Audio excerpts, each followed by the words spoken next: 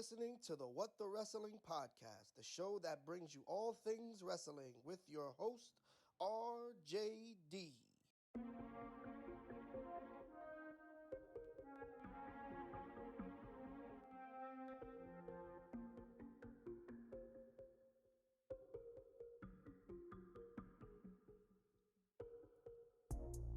Oh, you already know what time it is. Perfect. AEW.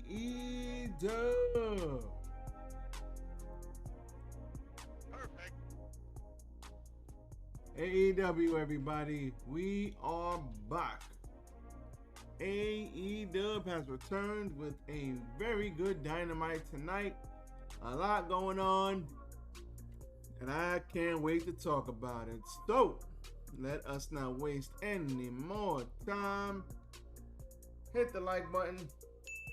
You guys already know what time it is. First things first, follow me, RJD. What the Wrestling? Facebook, YouTube, TikTok, Spotify, Anchor. As always, if you are into the Final Fantasies, the RPGs, the Mario Karts, the Zeldas, follow me, RJDTV2 on Twitch, RJDTV on Instagram and YouTube. Also on the Twitter, RJD199. Let us not waste any more time. Let's talk about this show. Let's go.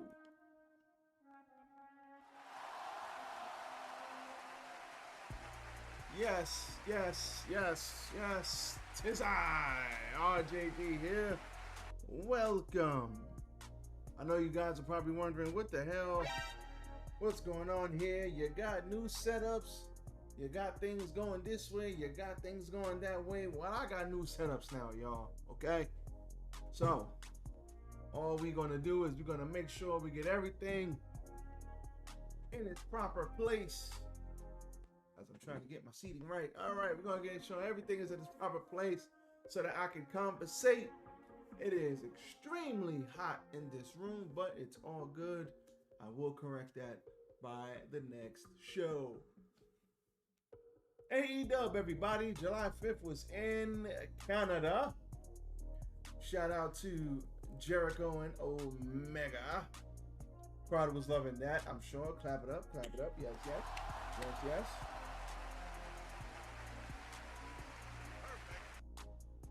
I just want to say this. AEW, this show was good. It had a lot of good in it. There was a lot going on towards the end. Always moving stories, you hear me? Stupid. Always moving stories forward. I greatly appreciate what they're doing. I don't know what's going on with Blood and Guts. Maybe they're going to add some people, take some people away. Kenny might be banged up, so we might not get him at Blood and Guts, but Kingston won the New Japan Strong Openweight title from Kenta, I think. So, I think it was Kenta. If it wasn't Kenta, Stupid. my bad. Nope. But I think it was Kenta. I saw this. See, I'm sweating. Look at the sweat. I've been talking for 2 minutes and I'm sweating already. You see that? It's crazy. But anyway, so you got Eddie Kingston involved. Moxley cut a promo saying, "Listen, let go of the past. I'm happy that you won, but you gotta let the past go, brother." And you got all of this stuff going on. And I'm just happy that they put on a good show tonight. There's going to be a lot going on. They got All In. Then right after that, they got All Out. Are we going to get Offspring and Omega at All Out? Are we going to get some other tandem? I don't know what they're going to do. But I'm sure that they have a plan. I'm looking forward to it. And I'm just glad that it's coming up. So let's run down the show. Darby Allin, Orange Cassidy versus Keith Lee and Swerve. Now this is weird because this is the Eliminator Tag Team Tournament first round, and obviously these guys are beefing, and this beef has not finished yet. These guys, Swerve and Lee, should have been wrapped up this story, but apparently the story continues. So we got Darby talking shit to Keith Lee, telling him to take it serious. And what did he get? Repayment. He took him and flung him across the ring, and he almost landed on his feet. He flung him so goddamn far. Stupid. Then we had Orange Cassidy putting his hands in his pockets, and Keith Lee basically chopping the holy hell out of him, and his chest turning very, very red. Stupid. That was very funny. Good back and forth match here. We had Keith Lee finally getting toppled over later in the match, and then they had a 450 to him after he took a couple of orange punches. His own partner hit him with a 450 and laughed about it, but Swerve did not get the win at the end of the day. They had a cool spot here where Swerve walked up the steps with Darby Allin trapped under them. I would not want to be Darby Allin trapped under the steps with a 350-pound man with another 190-pound man on top of him walking on top of me. Hell. Stop it.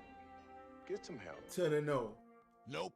But that was very cool. The end came where Shane just kicks Lee in the face. There was a diving DDT from Orange Cassidy. There was a suicide dive DDT on Keith Lee. Then there was the Last Supper pin. People rarely kick out of that, and it was all she wrote. Darby and Orange Cassidy get the win. Afterwards, you had some respect between, I believe, Darby and Keith Lee. Cool to see.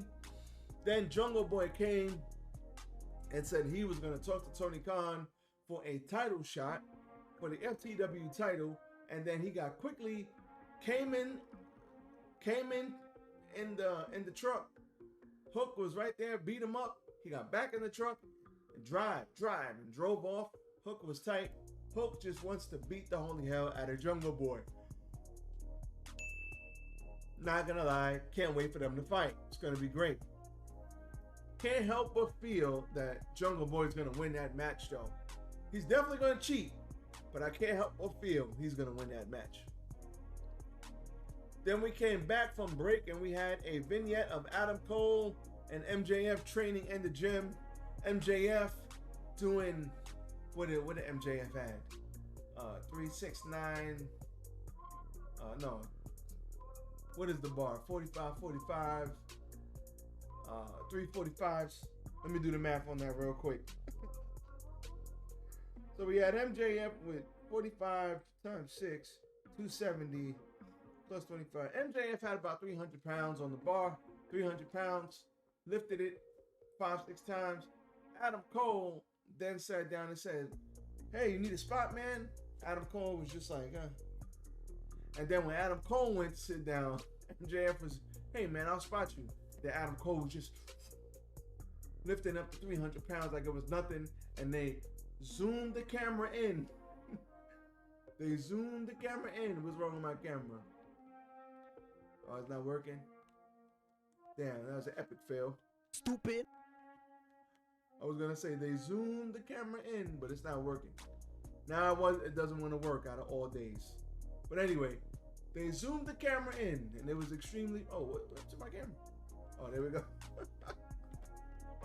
I was like, what happened? They zoomed the camera in, and you couldn't see Adam Cole. He was probably getting some help, but it was, the thing is, Adam Cole's body's not in shape. I've been saying that about him his whole career. But anyway, MJF just completely mocking everything he does. Like, hey, buddy, yeah, let's do this, let's do that. It was this buddy stuff they got going on was immensely entertaining. I love it, and I can't wait for MJF to turn on Adam Cole. I don't know when they fight, all in, all out. I don't know. Maybe we get this match at All In, but MJF isn't gonna lose. But they have to be setting up something with Adam Cole, because if he loses, there has to be a reason why he loses. Maybe they throw in Roderick Strong. I don't know, but it's funny as hell to see MJF just being over the top obnoxious. Just like way over the top. It's just like, bruh, Stop it. Get some help. Bruh. Way over the top. I love it. Next, we had the Bollywood Boys and The Blade versus The Acclaimed and Daddy Ass. This was a quick match. They made quick work. Mic drop off the top, and that was all she wrote. Then we had the QTV segment. The QTV lady came on and cut a promo about how she cut them off. Now, she's going to get Anthony Bowens to join up with QTV. Harley Cameron, there you go. And Daddy Ass told her to suck it. Basically, get the fuck out of here! And that was all she wrote with that. Very weird, but cool. Then Moxley cut his promo on Kingston. Then RJ City pulls Jeff Jarrett's name out of the Tumblr so we could find out who Matt Hardy's opponent is. He thought it was Jeff Hardy, but it's Jeff Jarrett. Stupid.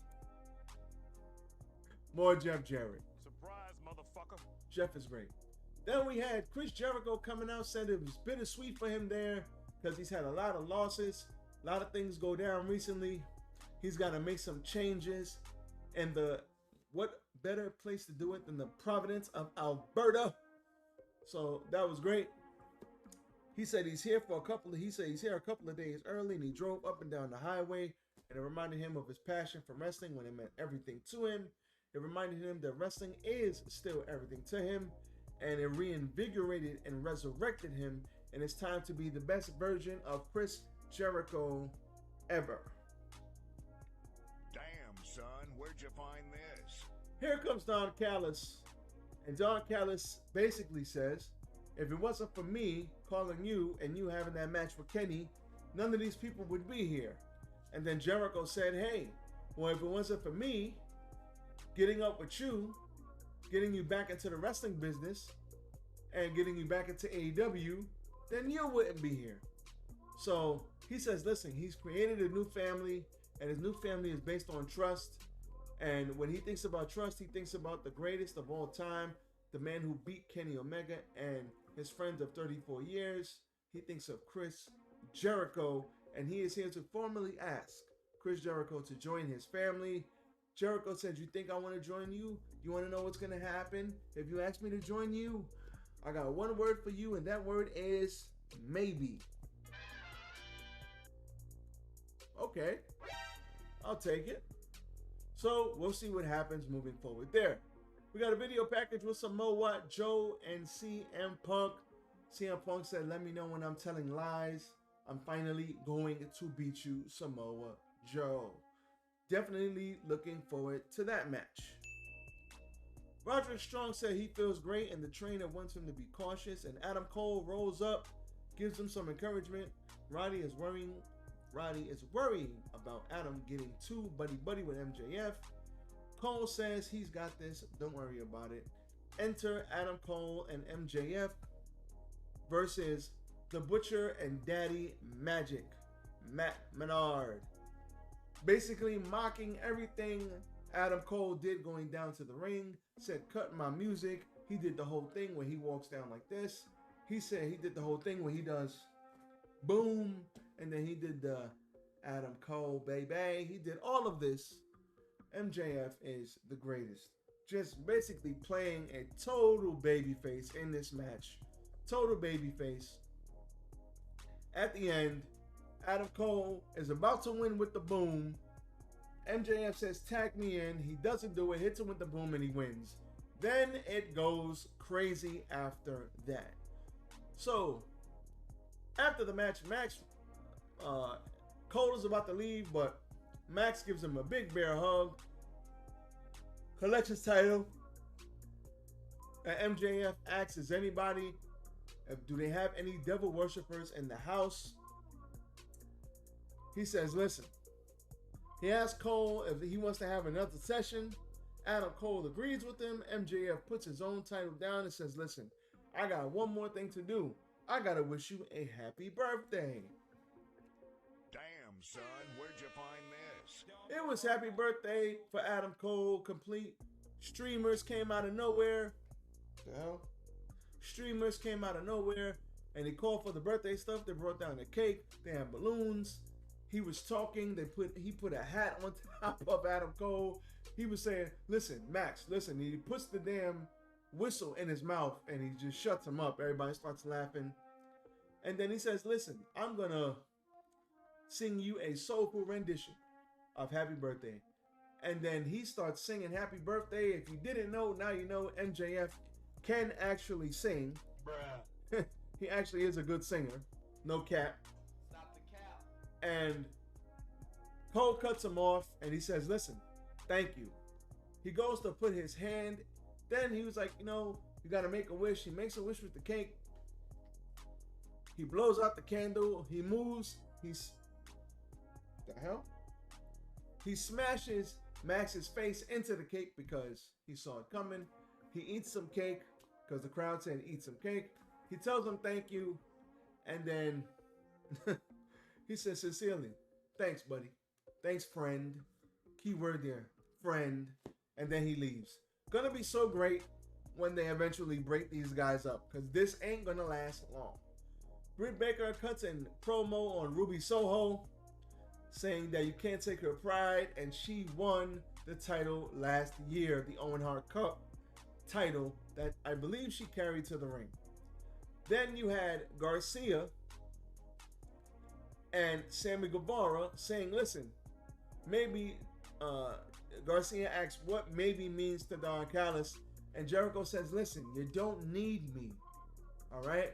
Eventually, you got to go out there and make it on your own. Eventually, you two, I've done all I can do. You're still part of my family, but you don't need Chris Jericho. Chris Jericho's not going to be there forever. You got to go do what you got to do by yourself. And then Guevara and Daniel Garcia have been teamed up in the Blind Eliminator tag anyway. So Chris Jericho says, great. Now you get to go out and show the world who you are without Chris Jericho. So one thing I will say about this, looks like the JAS stuff is over and Jericho is going to go do what he has to do on his own. And you know what? I ain't mad at that. You know why? Jericho has done all he could do for all of these talent. Every time somebody gets involved with Jericho, he puts them over.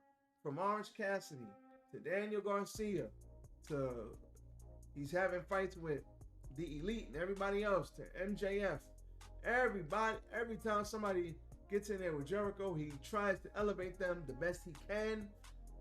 Listen, now it's time for him to reinvent himself and do something else. And if we know Chris Jericho, he's going to reinvent himself to something spectacular because he always does. So, moving on. Dr. Britt Baker versus Ruby Soho. This was a very good match full of interference. The end came when Tony Storm grabbed the belt after some referee distractions. Ruby smashes Britt Baker's face into it, hit the no future, but Britt Baker kicks out. After that, she goes for the lockjaw, but Britt blocks it with her own and puts her hand in Ruby's mouth. Soho shifts and has a crossface type thing applied.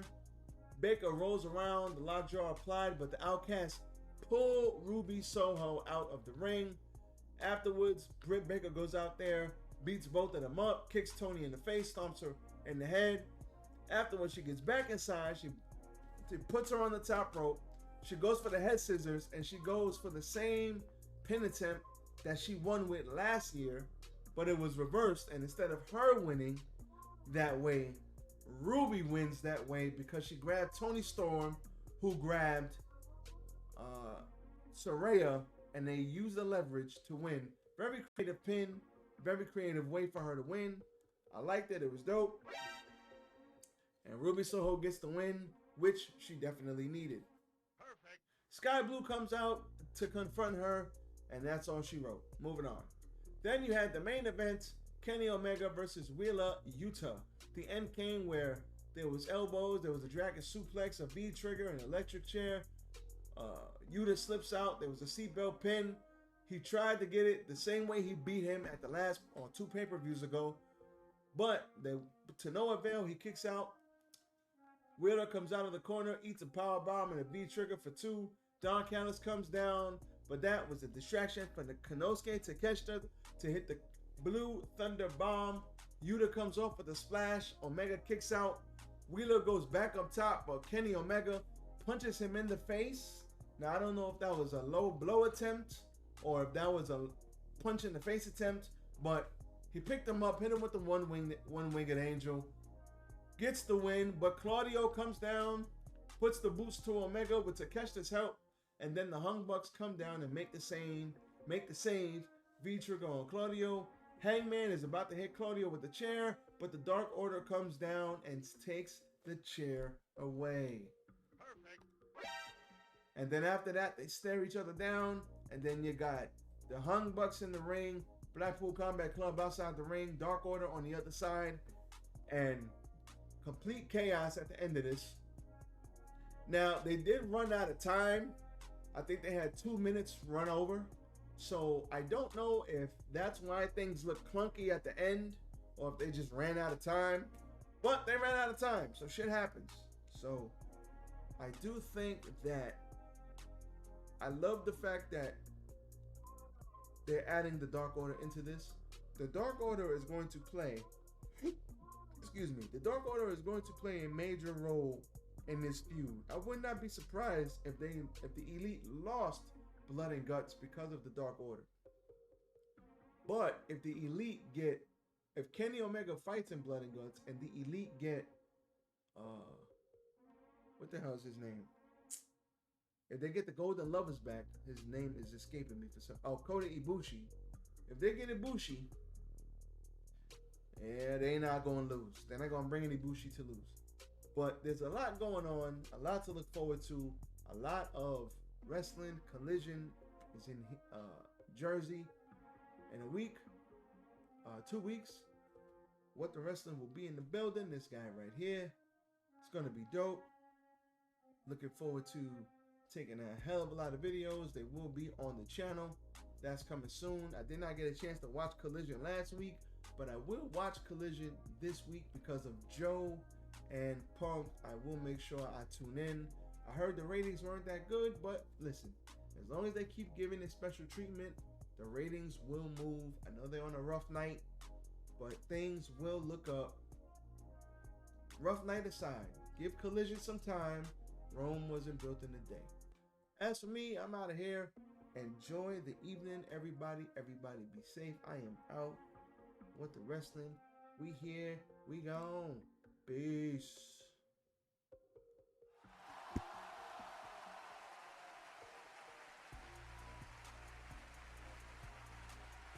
Damn, son, where'd you find this?